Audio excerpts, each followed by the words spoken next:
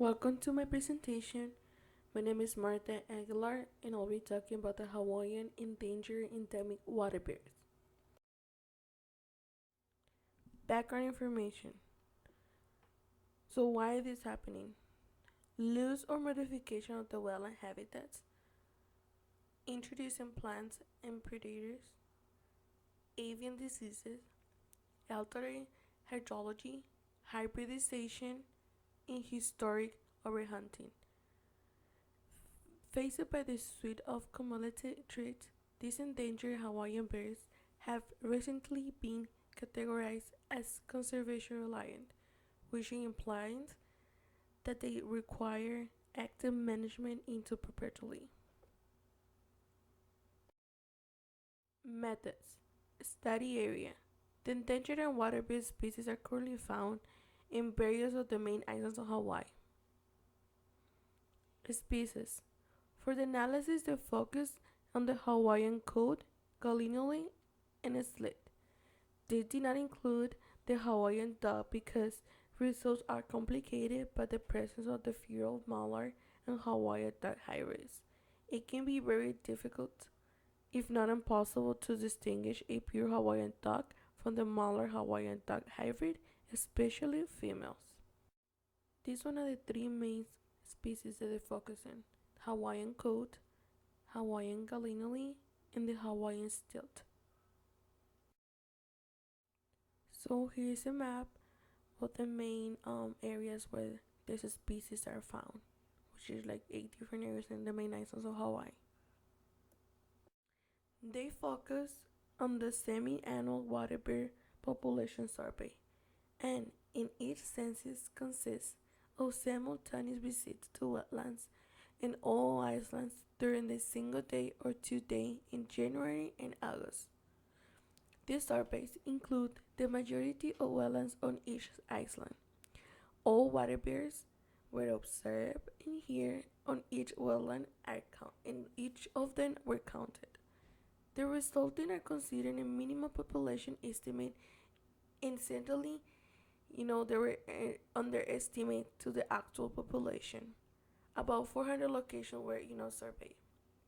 Monthly or bi-monthly water bear census have also been conducted on the 6 refugees of varying length of time. They used data from 5 of the 6 refugees. The data collected during the survey provide an index of a year-round refugee occupancy by the water bear that is not attainable from the semi-annual state counts. They found that the population of the Hawaiian coat is still ingallinally were either stable or increasing across the state. For the Hawaiian coat, the population increase was 0.80% per year between 1986 and 2007. For the Hawaiian stilt, the population increase was 1.98% per year between 1986 and 2007, and it was identified as a moderate increase. However, for the Hawaiian gallinule, the population increase was of 6.86% between 1986 and 2007, and it was identified as a moderate increase. Although refuges contain 15% of the total coastal plain wetlands acreage in the state, and they support a percentage of each water species population. If you see here, we have 3 different tables, and for the Hawaiian code, the estimated average percentage of the statewide population found under refugees for the subset of data used spanning between 1986 and 2007 was of 35.7%. For the Hawaiian stilt, the estimated average percentage of the statewide population found under refugees for the subset of data used in spanning between 1986 and 2007 was of 41.5%. For the Hawaiian gallinule, the estimated average percentage of the statewide population found under refugees of the subset of data used in Spain between 1986 and 2007 was of 33.7%. They also found that the pattern has remained stable. In this table, Hawaiian code and Gallinuli do not exhibit any significant pattern of seasonal use. Some patterns of seasonal use were detected that differ between refugees. Significantly, fewer Hawaiian stills were found to be used in James Campo during July when compared to April.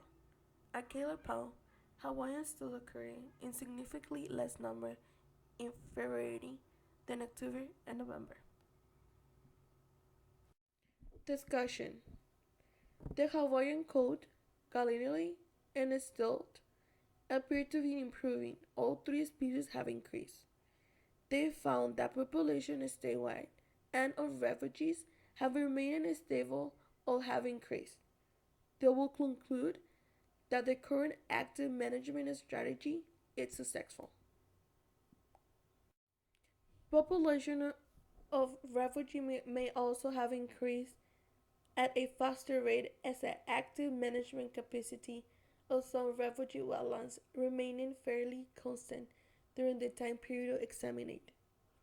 This finding highlights the importance of the active management strategy implemented on refugee and other wetlands for the long-term viability of these endangered water-based species. Conclusion. It is necessary to continue to improve the quality and quantity of available wetlands habitat. It's likely that the fate of these species will be perpetually tied to the amount of the habitat that is actively managed for them. It will also likely be necessary to mitigate for the loss of the wetlands habitat as a result of the sea level. They represent one of the best returns on investments and conservation success in Hawaii.